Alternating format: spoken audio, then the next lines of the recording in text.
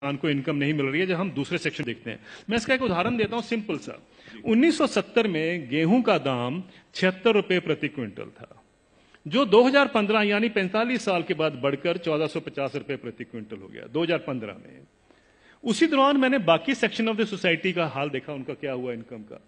मैं सिर्फ बेसिक पे और डीए ले रहा हूं। उसी दौरान में 45 साल के पीरियड में सरकारी मुलाजिम की जो बेसिक पे और डीए है वो 120 से 150 गुना बढ़ गया, और जो स्कूल टीचर्स की जो तनख्वाह बढ़ी है उस दौरान में वो 280 से 320 गुना बढ़ गई, और जो कॉलेज के यूनिवर्सिटी प्रोफेसर्स हैं उनकी तनख्वाह 150 से 170 गुना बढ़ी है उस 45 साल के पीरियड में। किसान की जो इनकम है, जो गेहूं के दाम से या धान के दाम से आप नापेंगे, वो 19 गुना बढ़ती है। अगर ये जितने सरकारी मुलाजमों की भी अगर इनकम 19 गुना बढ़ी होती तो ये नौकरी छोड़ चुके होते आज तक।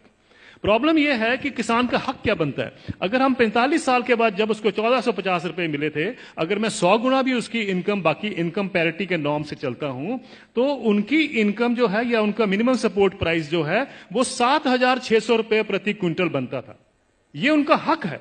7600 रुपए क्विंटल बनता था, उनको मिला 1450 रुपए। फिर ये कहा जाता साहब ये पैसा कहां से आएगा। कभी आपने पूछा जब कॉर्पोरेट को पैसा दिया जाता है कहां से आएगा? कभी आपने पूछा 7वां वेतन आयोग का पैसा कहां से आएगा? 7वां वेतन आयोग जब सारे देश में फैलाया जाएगा, अभी तो सिर्फ सेंट्रल गवर्नमेंट का है, तो क्रेडिट स्विस बैंक की स्टडी कहती है 4,80,000 करोड़ रुपए हर साल एडिशनल खर्चा होगा। किसी ने नहीं पूछा कि पैसा कहां से आएगा, किसी ने नहीं कहा कि फिस्कल डेफिसिट बढ़ जाएगा। आप किसान को 2 लाख रुपए दे दीजिए, 2 लाख करोड़ रुपए अनाउंस कर दीजिए साल का देंगे, हाहाकार मच जाएगा इस देश में। अरे ये पैसा व्यर्थ जा रहा है, ये लोग डिजर्व नहीं करते हैं, ये सारा कुछ होगा, फिस्कल डेफिसिट बढ़ जाएगा। लेकिन इंप्लॉइज के लिए किसी ने कहा फिस्कल डेफिसिट बढ़ जाएगा? ये सारी इकोनॉमिक नीतियां हमें जानने की जरूरत है। ये किस तरीके से डिजाइन बनाया गया है कि किसान को हम गरीब का गरीब ही रखें, और ये पॉलिसी कितने दशकों से चलती आ रही है, सब सरकारें इसमें सम्मिलित हैं। अब आपका जो सवाल था कि ये क्या कारण है, इसका कोई बीच का रास्ता भी हो सकता है। बीच का रास्ता हम क्या ढूंढते हैं, मुझे एक छोटी सी बात बता दीजिए।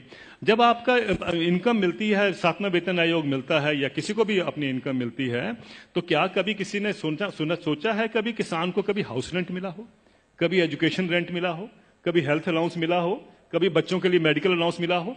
किसानों को क्यों, ये क्या किसान नहीं क्या इस सोसाइटी में रहते हैं? सुप्रीम कोर्ट के जो ऑफिसर्स हैं उनको 21,000 रुपए कपड़ा धोने के लिए मिलता है हर साल का।